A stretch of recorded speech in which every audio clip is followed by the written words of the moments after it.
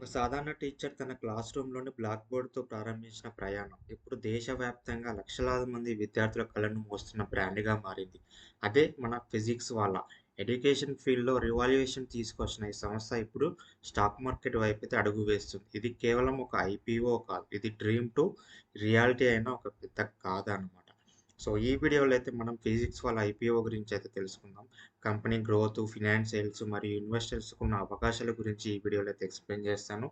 ఈ వీడియో అయితే మిస్ అవ్వకండి. చివరి వరకైతే చూడండి. అలాగే ఈ కంటెంట్ గనుక మీకు యూజ్‌ఫుల్‌గా ఉంది అనుకుంటే నా ఛానెల్‌ని అయితే సబ్స్క్రైబ్ చేసుకోండి. అలాగే ఈ వీడియో నచ్చితే లైక్ చేయండి, షేర్ చేయండి. చూడండి ఫిజిక్స్ వాళ్ళ ఐపీఓ. మీకు ఫిజిక్స్ వాళ్ళ ఐపీఓ గురించి చాలా మందికైతే తెలిసే ఉంటుంది.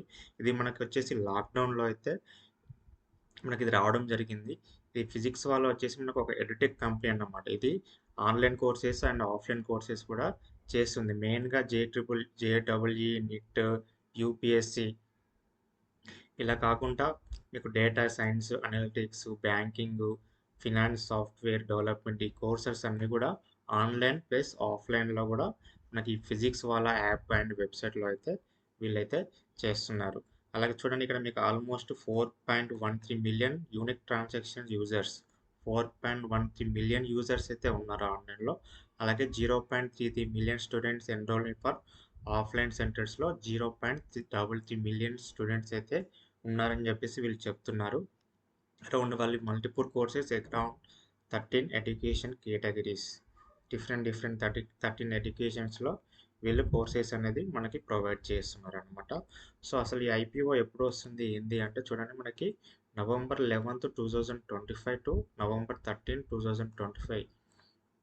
సో, మనకు మినిమమ్ ఇన్వెస్ట్‌మెంట్ వచ్చేసి 14,111 రూపీస్ అన్నమాట. మనకి ఒక లాట్ సైజ్ వచ్చేసి 130 137 షేర్స్ అన్నమాట.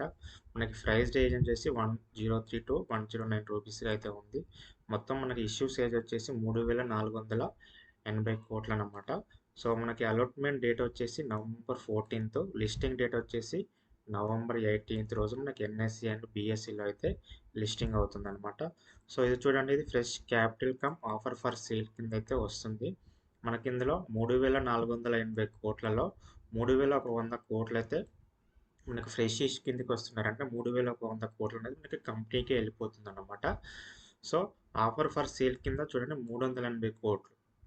ఇవి ఓన్లీ ఇన్వెస్టర్స్‌కి వాళ్ళకి మాత్రమే ఎళ్తుందనమాట 380 కోట్లు. 3,100 కోట్లు మాత్రం కంపెనీకైతే ఎళ్ళిపోతుంది. సో, ఇక్కడ చూడండి మనకి క్యూఐబీస్‌కొచ్చేసి 75%, ఎన్ఎన్ఐస్‌కొచ్చేసి 15%, రిటైల్స్‌కొచ్చేసి ఓన్లీ 10% మాత్రమే షేర్స్ అయితే అలాట్‌మెంట్ చేస్తున్నారు. అసలు పర్పస్ అండి. అసలు ఈ ఫిజిక్స్ వల్ల ఐపీఓ ఎందుకు ఐపీఓ ద్వారా మనకొస్తుంది అంటే, చూడండి ఇది new offline and hybrid centres ప్రారంభించడానికైతే వీళ్ళకి 460 కోట్లయితే ఖర్చు పెడుతున్నారు. అలాగే ఆల్రెడీ వీళ్ళు ఇంతకుముందు లీజుకి తీసుకున్న వాటికి lease payments and existing identify offline and hybrid సెంటర్స్‌కి వీళ్ళు ఇంతకుముందు తీసుకున్న ఆఫ్‌లైన్ స్టోర్స్‌కి లీజ్‌కి పేమెంట్ చేయడానికి 548 కోట్లయితే యూజ్ చేయబోతున్నారు. అలాగే expenditure for fit outs of new offline సెంటర్స్‌కి ఎక్స్‌లీఎం కోసం అయితే వీళ్ళు 31 క్రోర్స్ అయితే యూజ్ చేయబోతున్నారు. సేమ్ మళ్ళీ లీజ్ పేమెంట్స్ ఏదైతే ఎక్స్‌లీఎం క్లాస్ సెంటర్స్ ఉన్నాయో వాటికి లీజ్ పేమెంట్ చేయడానికి 15 కోట్లయితే యూజ్ చేయబోతున్నారు.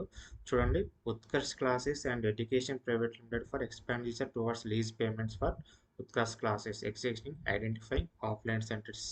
సో, దగ్గర వీళ్ళు 33 కోట్లయితే యూజ్ చేస్తున్నారు. Expenditure towards server and cloud infrastructure కోసం అయితే 200 కోట్లు. అలాగే మార్కెటింగ్ ఇన్నోవేటివ్స్ కోసం అయితే 710 కోట్లు.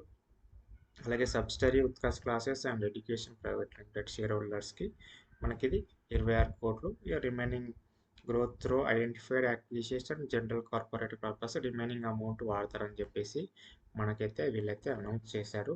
చూడండి మనకు పాజిటివ్స్ ఏందంటే ఇది మనకి ఫస్ట్ పాయింట్ వచ్చేసి high quality education using engaging tech enabled teaching centres అనమాట. మనకి హై ప్రొఫెషనల్స్ ఉన్న టీచర్స్ మనకైతే వీళ్ళు క్లాసెస్ అయితే చెప్పిస్తున్నారు. చూడండి దగ్గర మనకి 198 ఆఫ్‌లైన్ సెంటర్స్ అయితే ఉన్నాయి ప్రెజెంటు. మనకు అందులో 5,096 టీచర్స్ అయితే ఉన్నారు. దగ్గర 15,775 ఎంప్లాయీస్ అయితే ఉన్నారు. నాకు ఫిజిక్స్ వాళ్ళ ఎంప్లాయీ కాంప్రైజెస్ 4.13 మిలియన్ ఆన్‌లైన్ యూజర్స్ ఉన్నారు. మీకు ఆల్రెడీ చెప్పాను కదా! 3 మిలియన్స్ ఆఫ్‌లైన్ స్టూడెంట్స్ అయితే ఉన్నారు. Online online websites, apps, social media channels అన్నిట్లో వీళ్ళైతే క్లాస్ రూమ్స్ అయితే రన్ చేస్తున్నారు. వీళ్ళకి యూట్యూబ్‌లో కూడా దగ్గర దగ్గర వీళ్ళకి మీకు చూడండి ఒకసారి యూట్యూబ్‌లో కూడా సెర్చ్ చేసి చూడండి.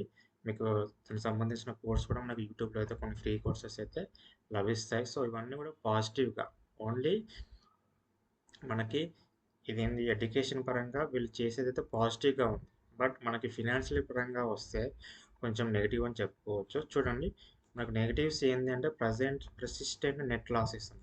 మనకి ఎవ్రీ ఇయర్ వీళ్ళు నెట్‌లో లాసెస్‌లోనే ఉన్నారు. ఎంత ఇన్‌కమ్ వచ్చినా సరే ఆఫ్టర్ టాక్స్ వీళ్ళు లాసెస్‌లోనే ఉన్నారనమాట.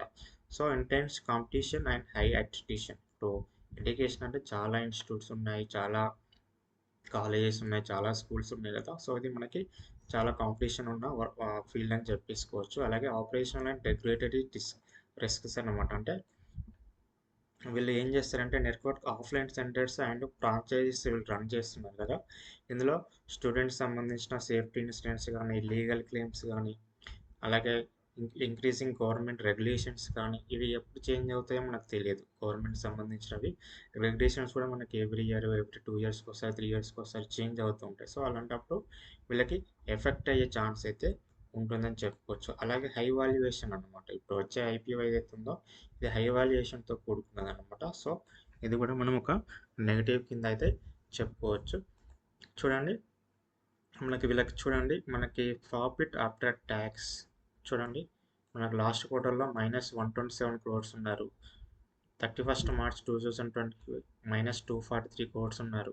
అంతకుముందు ఫినాన్షియల్ 31 మార్చ్‌కి ఇది చూడండి -1131 క్రోర్స్ ఉన్నారు. చూడండి 31 మార్చ్ 2020 84 క్రోర్స్.